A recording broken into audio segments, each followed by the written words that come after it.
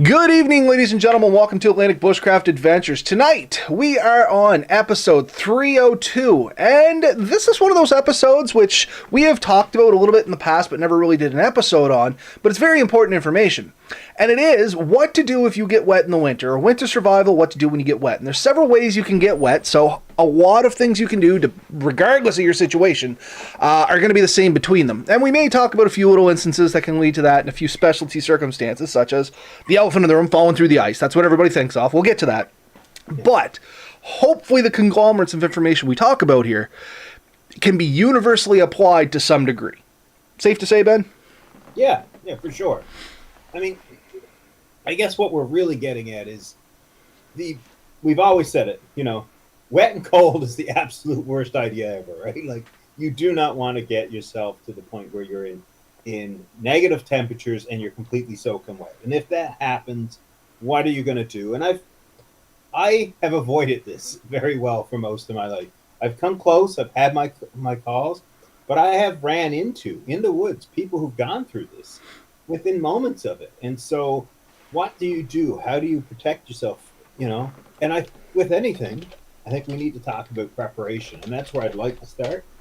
But how do you prepare in case that is a possibility? Because anytime you go out, that is, I guess, a possibility. But especially if you're going to go out near known rivers, lakes, ponds, or any body of water, and you're going to be traveling on, near, or around it.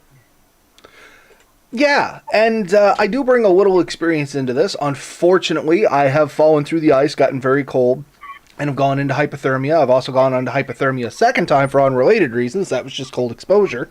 And I've been on the flip side of that. I've also been cold rescue trained by the fire department since 2001, I think was the first time I took an ice rescue course, to now when I'm actually teaching said courses. They are specialty courses, but we do talk a lot about the different stages of getting cold and what you can do. So hopefully I can bring over the important bits.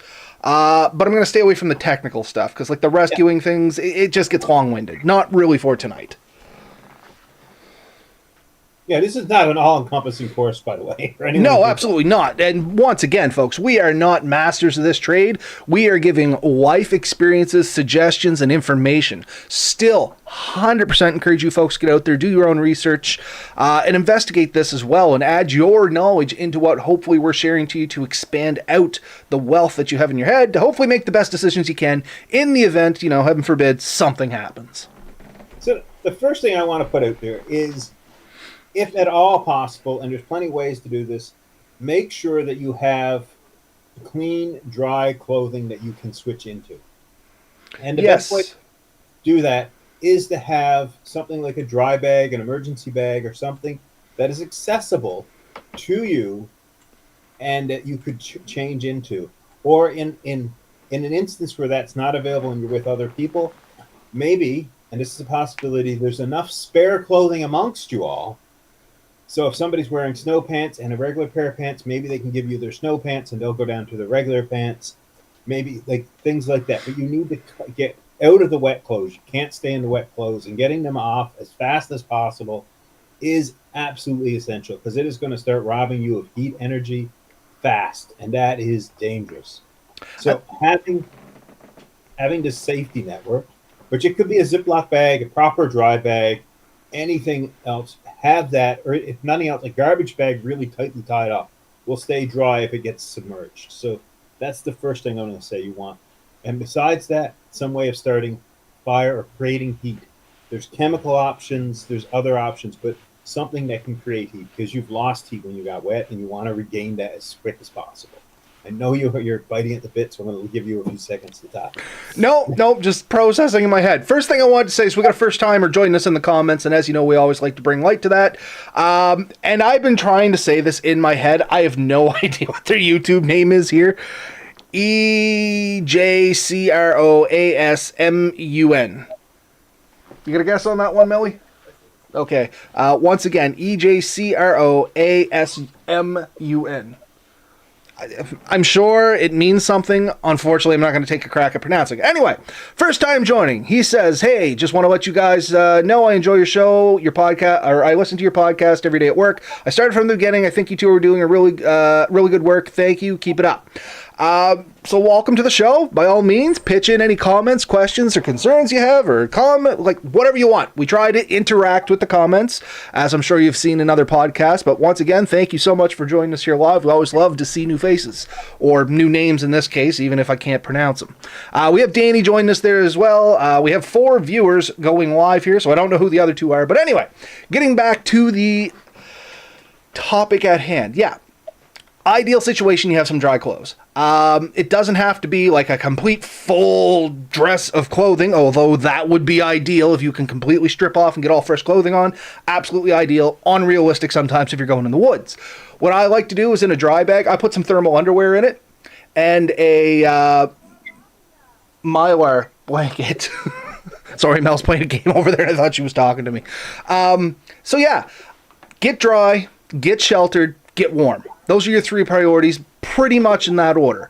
You're going to lose a massive amount of heat, as Ben said, through conduction. Those cold clothing, that wet clothing on you that's cold sitting directly against you, it's acting as a massive heat sink. As the wind blows by, because we all know in the winter there's rarely a calm day. As it goes by, it's robbing you of heat. Literally faster than you can build it in your body. So essentially you're going to freeze to death. So you got to get that cold heat sink off you. Then you got to get something on you to cover over. Ideally it's a pair of clothes. Or at least get sheltered. Get out of the wind. Block the elements from getting away from you. And then you got to start getting yourself warm back up. And as Ben said, get beside a fire. Ideally, if you can, get inside next to a fire away from everything. Not always an option once again. Get a fire built, get a shelter behind you with a little fire reflector, container, whatever you want to call it. I'm not getting into the argument about reflectors and all that tonight. Whole other thing. But get a shelter around you. It's going to trap that heat around you. Get yourself warm back up. Depending on how cold you are, or if you're with somebody else that you are trying to warm up, how cold they have gotten. Things could change a little bit depending on how you warm them up. But essentially, it's always those 3 things in that order that you're going to be trying to tackle right out of the gate. The picture I have right now, the scenario, is somebody going on a hike, maybe an overnight hike, because we talk about that. If you're doing something like that, I got some advice that I think is really relevant if you're going to be crossing the ice and stuff. One, if possible, don't carry your gear in a backpack. If you do go through the ice, chances are a backpack with gloves or mitts on, getting it off and away from you is going to be difficult. And it could help drag you down. If it's heavy enough, it could pull you under. And it might also get caught up in the ice, either going down or up. So it could help you, but it could also hinder you. If you can get free of that, you're probably better off. If you can, a bulk sled, like I have often used, put your gear in that. Again, try to keep it as waterproof and stuff as safe as possible. It's a good chance that if you go under, you're gonna let that go and it's still safe. So now that gear is all still safe. It's also less weight on the ice, so you're less likely to break. You're spreading that weight out as much as possible. If you're wearing snowshoes or skis, you're even safer. Less likely to break through on those things. They spread your weight out good. Bare minimum, a walking stick. Even if you didn't bring one with you, grab a stick before you cross ice. One, you can do the old hobo thing, put the backpack on it, carry it over your side. It's going to angle that weight out a little bit. But more realistically, if you go under, that can technically work like a third hand. Oh, yeah. And we're guys, so a cool stick is always great. I'm going to pick up every cool stick I see if I had a choice. Yeah.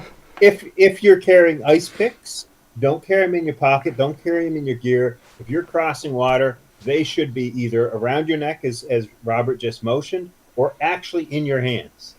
And there's been tests, there's been studies, there's been more than one person who's been found drowned and frozen to death with their ice pick still in their pocket, still in their pack, because they couldn't get to it. So it needs to be accessible. That is an emergency piece of gear.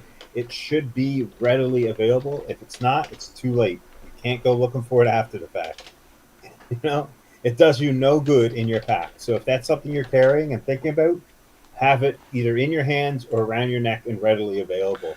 And that's the thing. These things aren't expensive either. I just happened to throw it into Amazon saying, I wonder how much these would be for a civilian side. A set of just generic ice picks. Nothing fancy, but will do the job. What do you think the price point is on this? $10. Almost 12 to 13 bucks. Yeah, yeah. You can make them for less. Oh, absolutely. But I mean, if you want a professional set, literally 12 to 13 bucks, you can have them shipped from Amazon in bright orange with a nice cord and a whistle.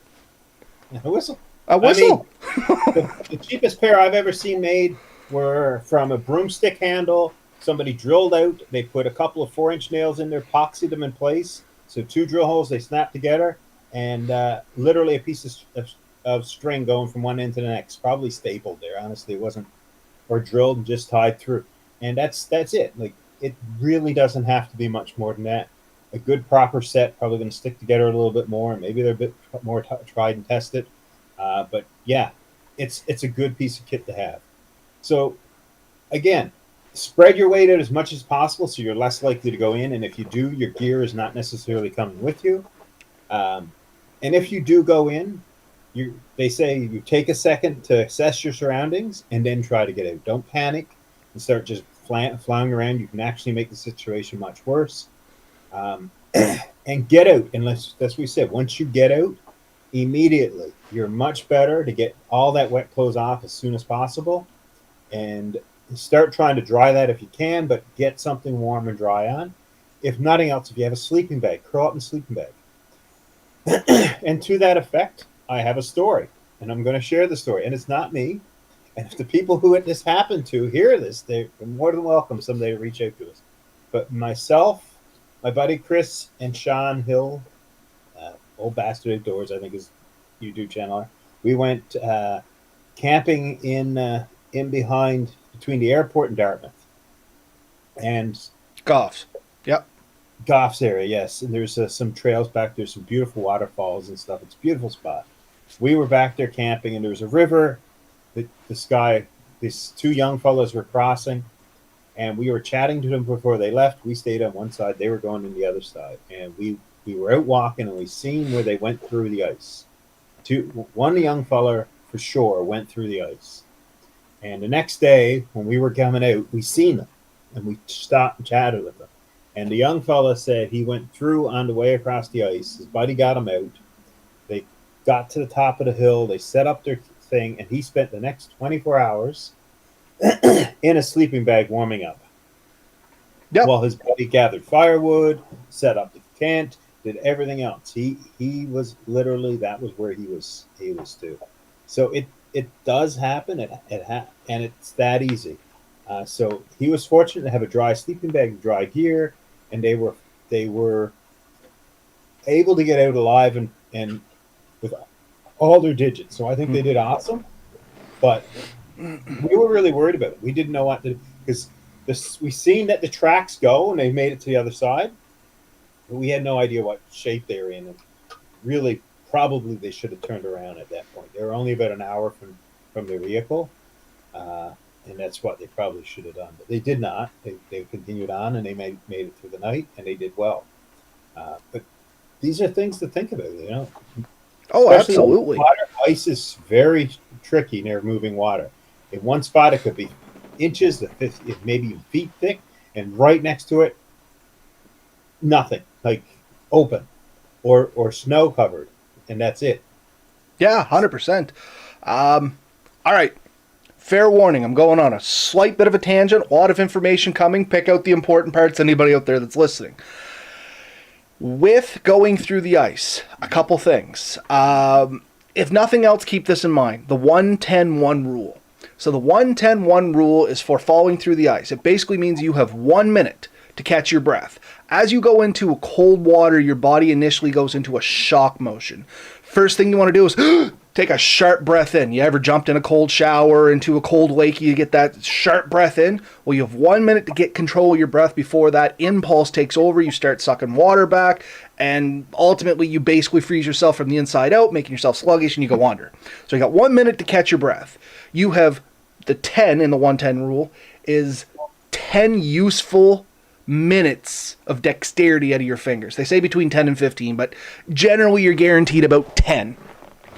of useful dexterity out of your fingers. This is the time when you got to get yourself out of the ice. If you are going to self-rescue yourself, now's the time to deploy your picks. If you don't have a pick, use your keys. If you don't have keys, use your belt buckle. If you don't have a belt buckle, any kind of sharp edge, you can dig into that ice to help pull yourself out. You got 10 minutes to do it. After that, you're not going to have the fine dexterity that's required to hold on and keep yourself going. If you get to the point where you notice, hey, I can't feel my hands, I can't coordinate this, now you go into a self-sustaining position. There's two things you can do with this. One, you got to anchor yourself into the ice. Bare minimum, grab a couple of the chunks that broke out around you, smash them into the ice and hold them there. They will freeze. And as ideal as this doesn't sound, your arms and stuff will freeze to the ice as well. In the event that after an hour, 1 hour, which is the 1-10-1, you could potentially go unconscious. And they say between 45 minutes and an hour is generally in being in the water is when you're going to start losing consciousness. And now if you are not anchored in, you could potentially slip under. So that's the 1-10-1 rule. If nothing else out of what I'm about to say, that's the important part. Once this happens, so let's go back a little bit. You have that 1 minute to catch your breath. Get your breath, focus, stay calm. Like Ben said, that is the thing. You have to stay calm. Get your breath, control your breathing, realize what happened. Yeah, it's going to be a startle, but we've planned for this. We have listened to the Atlantic Bushcraft Adventures and done our research and bought all our safety gear. We know our dry clothes are in our backpack, which is not attached to us. It's now somewhere on the ice. We got to get out. So, okay, we catch our breath. We're going to get out. We have our picks. Get your picks sunk in, swing your legs out, kick as hard as you can, like you are learning to swim. Kick like a crazy person to give yourself more forward momentum to get off the ice. You don't want to try and put your hands down and lift yourself up. It's going to break. You're going to go back under. The trick is to keep yourself spread out as much as possible. So slip up on the ice, kick like a bugger, get your legs up, and then roll. Roll yourself away from the hole, keeping your body spread out as much as you can. Once you've rolled away about 5 feet, if you still have the coordination, hands and knees, crawl your butt out of there. If you are a long ways off, then about another 20 feet after that, if you think it's safe and you have to start weighing your options now, get up, get to shore. But the idea is don't put your hands down, don't break the ice, don't make it any worse. Try not to make that hole any bigger than you need to, because that is your lifeline at this point. So we got out. Things are good. We'll move on to that scenario in a minute. We come back. We didn't get out. For whatever reason, we don't have our ice picks. The ice was too thin. We couldn't get ourselves rescued. All that good stuff. Now we have to self-preserve. We lost our window to get out. Get yourself attached to the ice, like I said. Go into what's called the help position. Now, if you're in open water, you can do this in two ways. If you were into the ice, basically you're going to do it one way. And HELP stands for Heat Escape Lessening Position. Basically, all the spots in your body that have joints, like in around your arms coming into your body, in around your groin area, close them off as much as you can. Tuck all that stuff in, bring it up as close as you can, keeping your arms out. This is the one you're going to have to sacrifice if you're hanging on. But get your legs close together, cross them, and try and get those as close as you can. Believe it or not, that's going to help in keeping a little heat in. Once again, if you're in open water for whatever reason, you got a PFD on, then you take your hands under your armpits, squeeze everything in, squeeze your body as close as you can together, keep that core heat in. And basically hold tight. Hopefully in this situation somebody was with you and they're going to get help, or it's people are already on their way for help. And ride it out. You have 1 hour, basically, to keep... You're going to start getting groggy, I'm not going to lie to you. Coming from a guy that's had hypothermia, you start getting groggy, things start getting a little sluggish. It's like you've been up for 3 days. Nothing really coordinates the way it should in your head. But basically get yourself latched onto the ice and hope for the best. It's kind of where that scenario ends, because at that point you're waiting for somebody else to rescue you. Hopefully that goes well. So let's go back to the scenario where we got out of the water. Now we got out of the water, we're away, we get our clothes off, we hopefully get our dry clothes on, but we don't have the coordination to get our hands moving again. How are we going to start a fire? This is where your trusty Bic comes in to help, and this is why Ben and I always say, keep a Bic on you. If you're going to use a ferro rod, or you were planning on using primitive methods to start a fire, you no longer have the coordination to do that. But believe it or not, you can muckle onto a Bic, in between your hands, roll that striker down, and cause that Bic to light. It's something to try, and if you want to try it, like, just duct tape your hands together like gloves, and you can do this. It takes a little practice. It is doable. Exactly. And you roll it down, push the button, get it into your tinder, you can get a fire going. It's not ideal, but it will work. And this is where your fire starters are coming into plan. So pre-planning does help. Anytime I go around ice, Always a Bic, always some dry clothes. Now that's where my rant stops. I'm going to pick up on a few comments and then I'm going to let you loose again, Ben. RM shoots in Florida. When we get wet, it's usually sweet relief. But a couple weeks ago, we had horrible wet and cold days. Layers saved a rock I went on. My inner wool layers stayed dry. And then we got Steve there. Have you seen the pull start fire made for this scenario? Yes, I have, and I've seen them fail. Not saying that they all will. Take a Bic as well. Is all I'm going to put on top of that. Yeah, a couple of things I wanted to add. Get out of the wind if at all possible. Do not stay out in the wind. So if there's trees, I don't care if it's the smallest tree cover you've ever found, find a spot and get out of the wind. Just starting a fire, all rules go, like trying to use flammable fluids, perfectly fine. If you have a gas stove, yeah, use that as a torch to get it going, whatever it takes. If you're gonna, like, don't do something super dangerous, like throw a propane tank in a flame. Don't do that. But anything shy of that stupid is open game. So if you have flammable fluids, if you have good fire starter, use it all. Like, guarantee your chance. You have slipped from camping and bushcrafting to survival. All bets are off. Do what you need to get warm. All the little problems or legalities of things, and we're not telling anybody to go out there and break laws, but most times it's life over a whim, and most jurisdictions are going to be reasonable about this. Yeah. So you can burn your book, you can burn your toilet paper, you can, whatever is flammable that you need to get that fire going, you're going to do. You're going to pile on as much of the twigs and burnable materials you can. You're going to get that fire going nice and big. And if you have to work to keep that fire going, that is even better. If you have to go break some logs and you have to drag wood, all that physical effort you're doing is going to build that heat up. The other thing is, if you're the guy who witnessed it, don't run to help your buddy right away. You could very well end up being two people in the water and in a much, much worse situation. So you staying dry and making sure there's dry stuff there to help him out, that's important. So get any gear and stuff thrown out clear of the area. Get a stick, get a rope, get something to send to him and help pull him out, but do not be there with him. Yeah, throw your belt. Whatever you have available, use to help get him out of there. And now it's your job to help him get warm. So you're going to get him sheltered. You're going to, he's showing the belt around the wrist, whatever, like anything you can do, because he may not be able to help for that much longer. Get him in a sleeping bag, get her in a sleeping bag, whatever it is. If possible, even have to use your own body heat. So two of you guys can cuddle up, two people, and use your body heat to warm them. If better, if you got fire, if you happen to be close to a vehicle, get in there, get the vehicle running, get the heated seats running. If you have a blanket, you're going to use that. Whatever you have that can produce heat is good. You do want to be careful you don't bring it to the point where you're burning the person. So don't put them too close to the fire. Don't go putting boiling water near them. You will do more damage than good. But if you have that kind of materials, there's things you can do to definitely help them out, right? Warm drinks, you can get that into them. That helps. Excuse me. Okay, let's talk a little bit about this scenario with two people. Because, of course, Mr. Factuality over here is going to come throw wrenches into the crap for you. But no, it's all good information. Ben's absolutely right with everything he said. I want to add some additional things into it. Yeah, if you're going to use body-to-body heat, ensure that you have removed your clothing to the point where you don't mind getting what you have on wet. And I mean, you folks can keep your dignity. You see all this on TV, get naked, crawl in a sleeping bag together. You don't necessarily have to do that. You can leave, and I'm being serious here, folks, you can leave underwear and stuff on. It doesn't hold enough cold in any vital area. Guys, I don't care what you say, it's not vital to your life. It doesn't hold enough cold in any vital area that it's going to make any meaningful difference. So that does stop a lot of people out of the embarrassment side of it. You know what I mean? Trust me, it's better to be alive and slightly embarrassed, cuddled up with somebody in their underwear, than dead and in your clothes. In all seriousness, you know what I mean? We joke a lot here, but that is a serious statement.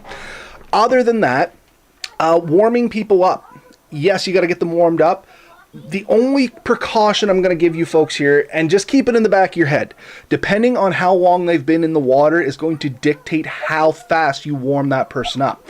there is this thing called after drop or aftershock, whatever you want to call it. So you get in, or somebody falls in the water.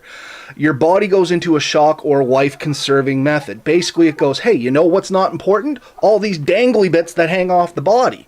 It shuts the blood supply off to them or slows it down drastically. That's why when you're outside, guess what gets coldest the first? Your hands and feet. They're the furthest away. Brain thinks, you know what, it's getting cold out. Those aren't the most important thing. Heart, liver, lungs, all that stuff, that's the important crap. Let's keep blood going there. So it slows the blood flow down to these extremities, pulls it all into the center, keeps you warm. All of a sudden you get into a warm area, you throw this person into a warm tub or something like that. You get them home, they're so cold. Oh, I'm going to warm up this tub and throw you into it. Sounds good in your head. Problem is, all of a sudden, you've expanded all these capillaries and stuff on the hands. The blood flow starts again. It's all really cold. All that cold fluid comes back into the core. All of a sudden, they're in warm water. Temperature drops another degree. Now you have a serious problem. I'm not saying don't do it depending on the situation. I'm saying there's a right way, wrong way, weigh your options. Best thing you can do for anybody that's gotten into some kind of cold water, get them checked out at a professional. If they're found to be at a certain level like this, they have special ways they can warm them up. There's these weird blankets, they gradually warm up. It's a whole process. It could take, much like you said from your story, it could take like a day, days to warm somebody up properly. Coming once again from a fella that had gone through the ice. In my story, it's pretty quick and it's real common. I was out smelt fishing, Mergamish Harbor. Tide came in. Ice lifted up, separated from the land. It was only 10 feet. I'm young and stupid. You know what? I bet you if I run and jump, it'll only go to my knees. I was wrong. It went way further than my knees. Now I'm soaked. I crawl up the shore. I made it to shore, no problem. And it's an old cemetery road, and everybody smelt fishes here. Lots of people have gone through the ice, and I start trying to bum a ride. Hey, can I get a ride with you? Hey, can I get a ride with you? Problem is, those jerks, nobody wanted to get their car wet, right?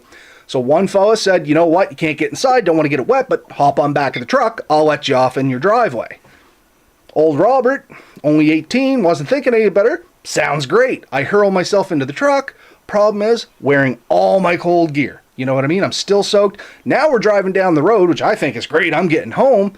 But I now have like 80-kilometer winds blowing over me for 10 minutes. I dang near froze to death. I had a 200-foot driveway. Nowhere to fly, folks. I walked out of my boots, walked out of my pants, opened my door, seen my mother was doing dishes. She had left to find me. That's a whole other story. I almost killed her that day, too, from heart attack and fear. But anyway, seeing she was doing dishes, said, my hands are so cold, I'm going to put them in here and warm them up. Single most painful thing I felt in my life. I passed out. My parents came home, found me passed out, kitchen door open, on the floor. You know what I mean? That's where I was found. Like, I almost died. So it's a real scenario, but it's super common. That's a real common thing around here. You go out fishing, tide comes in. Separates, you gotta go home. I mean, it's getting dark. Yeah. Now you're wet. Oh, for sure. There's a thing, like, to me, I don't care about modesty in that. I will, if somebody's going to freeze to death, or I'm going to freeze to death, I really don't care. Whatever you can do to dry it off. If you're insisting on underwear, wring it out at least. Like, get it as dry as possible. And then what you have on that's dry, it's still better than what they have. So, you can keep that on. I was going to say, ideally in that situation, get them in something warm and crawl in a sleeping bag with them, or at least get in beside them with it around them and the fire on the front. That way your body heat's transferring through conduction, the fire heat's coming at them through radiation. I wouldn't go with convection on this one. That means you're putting them over the fire. That's how you cook something. A little too warm too fast. But also, very useful if you have a dog. They take a ton of heat. Dogs are great cuddle buddies. Yep, straight into the sleeping bag. Get them in close to your core. Hopefully they're a good dog and stay there. Right? And when I had Molly, that would have been a great option. I would have definitely gone with that. The other thing is, if you are in a hypothermic position, there is a point where you will think, oh, I am hot. And you are not. You are not hot. Trust me, you are not. And if you see somebody who's been in the situation, all of a sudden they're complaining they're too hot, that is a bad sign. Do not let them get naked. We, as Search and Rescue, we found people absolutely naked in the snow, dead. Or So and that's how it happens. They actually think they're too hot and they start stripping off that clothing, thinking they are helping themselves. They're not hot.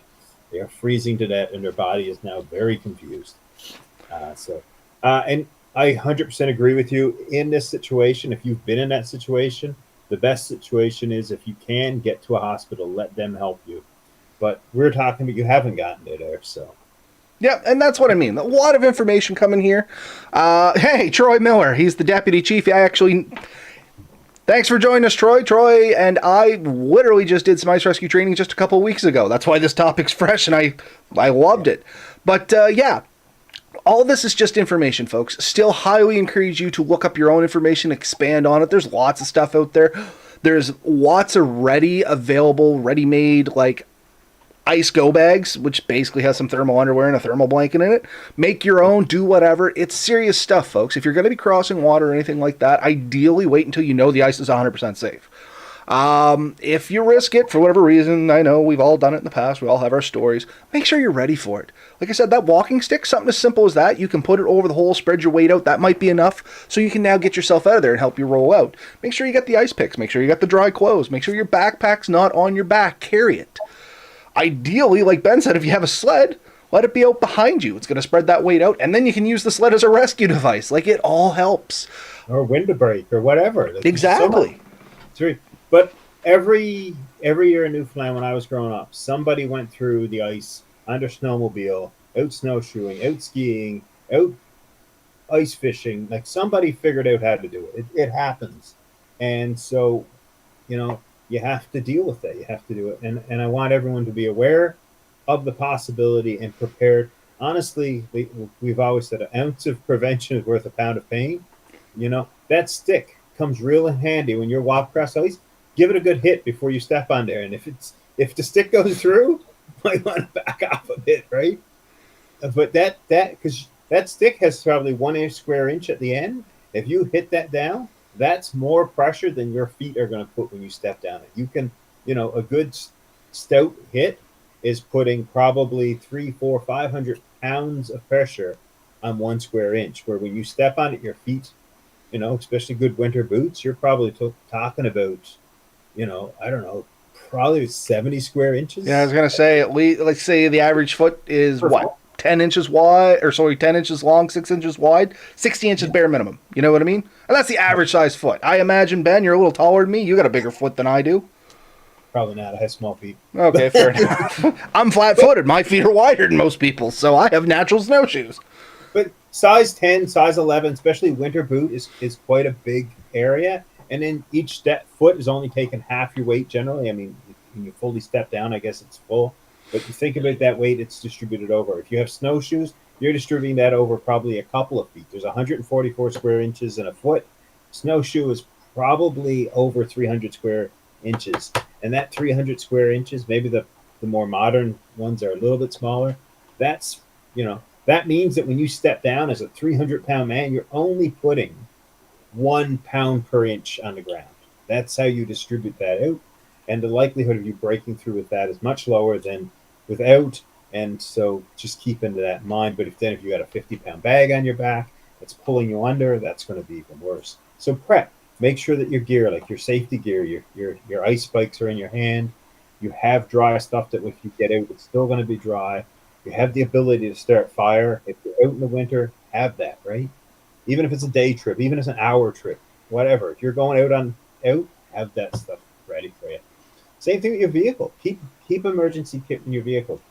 In the winter, it's a good idea to keep a change of clothes, some kind of heating device, and maybe a bit of food in your vehicle anyways, because what happens, if you get back to your car, you should at least be able to change into that and get yourself warmed up. A couple of candles are perfect fire starters. You light it, and it's going to keep putting heat. So even if your wood is absolutely soaked, tea light will last, probably an hour, 2 hours? I was going to say bare minimum 30 minutes. Bare minimum. Yeah. So that 30 minutes of intense flame on something, you're going to get flame out of it. And so my fire kit usually contains at least 1 or 2 tea lights. Good idea there. Yeah, that's pretty much it for the meat and potatoes of it. We're at 35 minutes. So here's a couple freebies. Just good ideas or ideas to think about. So, first one for me. Ben had a good point there. As you're walking, spreading your weight. Do the old shuffle step, crossing ice. Keep in contact as much as you can, spread that weight out, taking shallower steps. The further you walk out, the more likely you are to push down hard on an area that's further away with more drastic ice changes. Second one that I would throw at you folks is learn how to tell what ice is and how good it is. Because there's different types of ice. There's candle ice, cake ice, flake ice, snow ice, slush ice. There's it all means different things, and different thicknesses is your safety. So it might take 12 inches of slushy ice to get the same safety as an inch and a half of nice clear ice. And I'm just throwing numbers out there, folks. But anyway, do a little research on it. Third freebie from me is something I like to carry if I know I'm going to be crossing water and it's potentially high risk. And there's a fella, and I'm not going to get into this is another topic, that talks about high-risk, low-frequency situations, and that's what this would come into. If I know I'm going to be crossing a body of water and I got that gut feeling I need to be a little prepared. Get yourself a road flare. Not the triangle, but an actual road flare where you just take the end and you strike it against itself, and it's one of those magnesium flares that go off for 45 minutes. They are, one, a great signaling device, depending, and two, they'll start a fire really good. Get the little waterproof tubes that slide together, keep one inside, and it's a great emergency fire starter because it doesn't take a lot of dexterity to start it. That's my 3 freebies for the evening. Yeah. Have you ever tried these? Waterproof socks. Oh, waterproof socks. No, I have not. I used them on a camping trip a little while ago. Even something like that, if you just step in the water and your feet, even if your boots and stuff get wet, that'll keep your feet surprisingly dry. So things like that. If you're, if available, a Mustang suit, the Mustang immersion suits. Hey, I might have a picture of this. You keep talking, I'll see if I can bring one up. But I did years ago, my first experience with it, the Shubenacadie Tidal 4 rafting. Yep. They have these Mustang suits. They're a flotation full suit, and if you fall into the ocean, even if it's freezing, it's not only going to keep you afloat, it's going to keep you fairly dry and relatively warm. Something like that. I have seen people walking around in the winter wearing that, especially snowmobiling and stuff like that. Those are some options. So there is some clothing that can really boost your chances. I know, Sean had a dry suit that he used for canoeing in the spring and fall because the water's freezing, people. And so that was successful for him. So there is a few things you can do to really boost your gear, but not necessarily viable for everyone. I mean, a good dry suit is probably at the very least used $400 or $500. Absolutely. And I found a picture of these Mustang suits that we were talking about, or water survival suits is what we have. If I can actually get the right one up here. And this is just a picture of myself doing some of the ice rescue training. I actually think it's Troy out there in the background somewhere. But anyway, these are not cheap. They are great solutions, 100% sealed. Ideally, they all leak. Let's not kid ourselves, but doesn't matter. I was in one of these suits and Troy can back me up here. We were out there for 4 hours, and mine leaked like a sieve. I got out, water poured out of me, but I never got cold. Initially, a little bit of, ooh, that's cold, but then my body heated it up, and I was good. Yeah. And I was literally in the water, stayed in the water for hours. Similar concept to how a wetsuit works. It gets water in, but then that water heats up, and it forms that barrier from the cold water because it's not transferring water. It's just the hot water, the warmer water in your body stays against your body, and so you can stay in for much longer. There are systems, like I said, those things will give you much more time. With a proper wetsuit or a dry suit, that 1 minute, 10 minutes, and then 1 hour, those numbers change drastically. Absolutely. Right? Not to mention the dry suit, the one I just showed you, it works as a flotation device. Good luck going underwater in that thing. You bob around like a buoy. Yeah. So I have some experience. Robert has much more with that. So this is some things to think about on top of that. But yeah, prepare, plan, understand what you have to do, and then you should be much better off in case that does happen. And that's kind of it for me. I think we've covered this as much as we are in a 40-minute episode. Pretty much. I mean, a lot of information thrown. Like I said from the start, there's good tidbits in there. Definitely some, brain nuggets to pull out and build upon. Worst case, listen to the episode a couple times. We did cover a ton of stuff in that 40 minutes, and there's more. Like literally, this when we do ice rescue, we do a night at the fire hall, and then we do a day on the field. So I mean, there is so much into this, and little intricacies and stuff like that. And as always, I encourage you folks, go out and build on what we've already given you. Yeah. Troy said those suits were about $1,000 last time we bought them. Talk to local fire departments, search and rescue groups. If they're doing that type of training, some of them will actually, believe it or not, even let you sit in on it. And observe, if nothing else. We encourage people to observe all the time, see what we do. Better yet, join a local fire department or ground search and rescue, get the training, and be way more informed than the average Joe, or at least have more to pull from. 100%. See that shameless plug for firefighter recruitment? I know you're listening, Troy. But it's a good window in. It definitely is. We have both volunteered at these type of organizations. They really do specialize in this stuff. And, the equipment and all that, like learning to use it, seeing it, learning how to help. If you're going to be into that environment, it's great background knowledge to have. And it's helping out your community. A lot of the skills I have learned from volunteer organizations, much like Ground Search and Rescue, Volunteer Fire Service, any of those, I take with me through the rest of my life. I use a lot of the skills I've learned in the fire department in the woods. Ropes and knots, ice rescue training, my medical training, like all of that's universal. Yeah, no, 100%. Same for me. First aid, rescue, navigation, all these things are very useful. Not all of it did I get there. Military also helped supply some of that, so shout out for those. And that's another group. If you're interested, you can join the reserves. You don't have to be a full mil. You don't have to join the reg forces, but reserves will give you a lot of this training too, and pay you to boot. So, yeah. The volunteer fire department does not pay so well, but they reward you in other ways. The brotherhood that you develop will last you a lifetime.